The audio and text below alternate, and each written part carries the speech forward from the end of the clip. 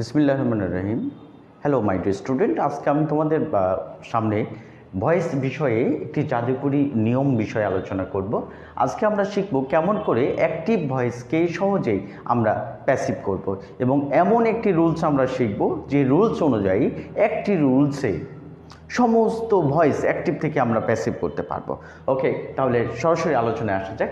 Voice কি? Voice means ধরন, ভঙ্গিমা। কিসের ধরন, কিসের ভঙ্গিমা?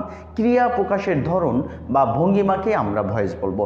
আর এই ভয়েসকে দুই ভাগে ভাগ করা যায়, অ্যাক্টিভ ভয়েস আর প্যাসিভ ভয়েস। প্যাসিভ ভয়েস চিনিবার উপায় হচ্ছে, যদি কোনো সেন্টেন্সে এনি টাইপ অফ বি ভার্বের পরে মেন ভার্বের পাস্ট পার্টিসিপল থাকে, তাহলে সেটাকে আমরা প্যাসিভ ভয়েস বলবো।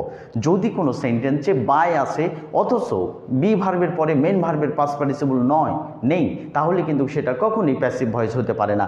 বাই থাকলেও অনেক সেন্টেন্সই অ্যাক্টিভ হতে পারে, সো বাই থাকলে প্যাসিভ হয় এমনটির আর ভিত্তি নেই। প্যাসিভ ভয়েস চিনিবার 100% কার্যকরী টেকনিক বা নিয়ম হচ্ছে, যদি কোনো সেন্টেন্সে বি ভার্বের পরে মেন ভার্বের পাস্ট পার্টিসিপল ফর্ম থাকে, তাহলে হবে সেটা প্যাসিভ ভয়েস। বি ভার্বগুলো হচ্ছে be, am, is, are, was, were, been, being. এগুলোর পরে যদি মেন ভার্বের পাস্ট পার্টিসিপল ফর্ম থাকে, তাহলেই হবে সেটা প্যাসিভ ভয়েস।